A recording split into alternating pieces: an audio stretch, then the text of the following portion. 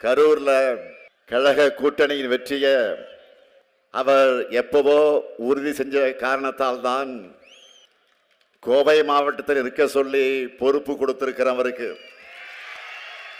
நீங்க யாரும் கவலைப்படாதீங்க. அவர் புகுந்த வீடுதான் கோவை. அவர் பிறந்த கரூரை என்றும் மறக்க மாட்டார். அது மட்டுமல்ல, பல சோதனைகளை தாண்டி சாதனை படைப்பவர் நம்முடைய செந்தில் பாலாஜி அவர்கள். இந்த முறை கரூர் கோவை ரெண்டுமே நம் வசம்தான். முதலமைச்சர் மு.க.ஸ்டாலின் கரூர்ல சொல்றாரு, நான் என்னுடைய அருமை சகோதரர் ஆற்றல் மிகுந்த தம்பி செந்தில் பாலாஜி கோயம்புத்தூருக்கு அனுப்பிட்டு இருக்கிறேன். எனக்கு கோயம்புத்தூரை முன்னேற்ற வேண்டுமா? கோயம்புத்தூர் முன்னேறலீங்களா? தமிழகத்தினுடைய நம்பர் 1 மாவட்டம் கோயம்புத்தூர்.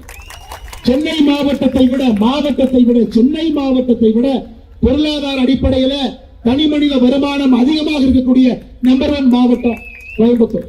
ஏங்க, செந்தில் பாலாஜியை மக்கள் சேவைக்கு அனுப்பணும்னா எத்தனையோ மாவட்டங்களுக்கு நல்ல அரசியல்வாதிகள், ஆட்சியாளர்கள் தேவைப்படுகின்றார். தமிழகத்தில் புள்ளி விவர அடிப்படையில் கட்டக்கடைசியாக தனி மனித வருமானத்தில் இருப்பது அரியலூர், உங்க சொந்த ஊர் திருவாரூர். அங்க போய் ஸ்டாலின் அவர்களை நில்லுங்க.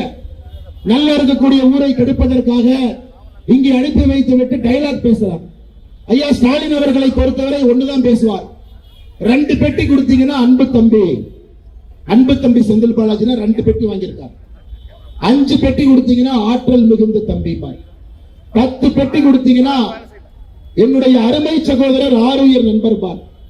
ஆனா செந்தில் பாலாஜி பெட்டியா கொடுக்கறனால அவருக்கே தளபதி என்கின்ற பெயரையும் வைத்திருக்கிறார். அருமை சொந்தங்கள, இந்த கூட்டத்தை, இந்த மோசமான கூட்டத்தை பெண்கள் தயவு செய்து உங்க வீட்டு பக்கத்திலே விட்டுறாது. இவர்களுக்கு வாக்கு என்பது 2வது. இவர்களுக்கு ஓட்டு போடுவதற்கு, உங்கள் வீட்டுக்கு ஓட்டு கேட்டு வருவதற்கு கூட தகுதி இல்லாத ஒரு கட்சி திராவிட முன்னேற்ற கழகம் என்பதை நம்முடைய தாய்மார்கள் மறந்துவிடக் கூடாது. இந்த வீட்டு பக்கத்தில் கூட உங்களை விடாது.